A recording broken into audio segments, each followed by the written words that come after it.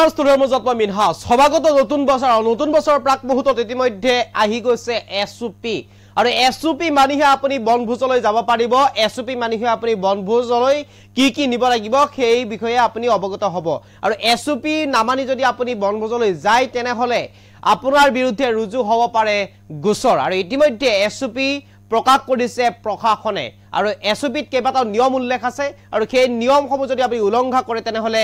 আপোনাৰ বিৰুদ্ধে ৰুজু হ'ব পাৰে ভাৰতীয় ন্যায় সংহিতাৰ অধীনত গোচৰ এই মুহূৰ্তত সবিশেষ আপোনালোকৰ বাবে এই মুহূৰ্তৰ গুৰুত্বপূৰ্ণ হ'ব নতুন বছৰক লৈ আহি গ'ল এছওপি বনভোজৰ বাবে ইতিমধ্যে জাৰি কৰিছে এছওপি কেইবাটাও নিয়ম আপুনি মানি চলি যাব পাৰিব বনভোজ খাবলৈ কি গাড়ী নিব পাৰিব তাক লৈ আনিছে এছওপি আপুনি যিকোনো গাড়ী লৈ যাব নোৱাৰিব বা আপুনি লৈ যোৱা গাড়ীত হ'ব নোৱাৰিব মডিফাই বনভোজলৈ যোৱাৰ সময়ত নিব নোৱাৰিব মডিফাই গাড়ী অথবা বাইক আপোনাৰ গাড়ীখন যদি মডিফাই কৰা আছে বা বাইকখন মডিফাই কৰা আছে আপুনি নিব নোৱাৰিব উচ্চ স্বৰত বজাব নোৱাৰিব কোনো ধৰণৰ সংগীত যদিহে আপুনি শব্দ প্ৰদূষণ কৰে তেনেহলে ভৰিব লাগিব পাৰে জৰিমনা 4:30 পূৰ্বে আপুনি উভতিব লাগিব বনভোজস্থলীৰ পৰা চালকে কৰিব নোৱাৰিব মাদক দ্ৰব্য সেৱন কেইবাটাও এছওপি আহি পৰিছে নিয়ম নামানিলে ভাৰতীয় ন্যায় সংহিতাৰ অধীনত ৰুজু হ'ব পাৰে আপোনাৰ বিৰুদ্ধে গোচৰ বজালী জিলা প্ৰশাসনৰ এই নিৰ্দেশনা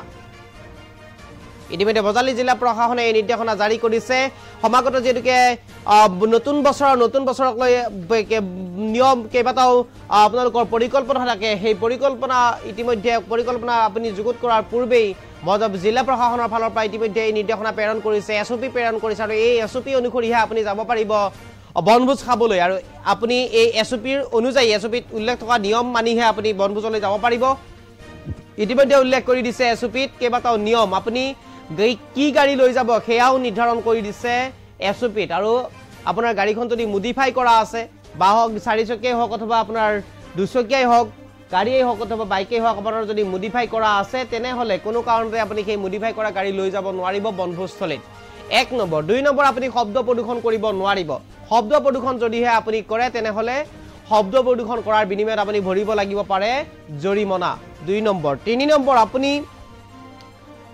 বাহন যদি চলাই যায় বা চালকৰ আসনত যদি আপুনি বহি যায় তেনেহলে কোনো কাৰণতে আপুনি মাদক দ্ৰব্য সেৱন কৰিব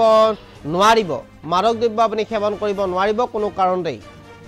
এনেধৰণে কেইবাটাও এছওপি নিয়ম বান্ধি দিছে আপুনি যদি বনভোজ খাবলৈ যায় 4:30 পূৰ্বে আপুনি উভতিব লাগিব ঘৰলৈ 4:30 পূৰ্বে আপুনি ঘৰমুৱা হ'ব লাগিব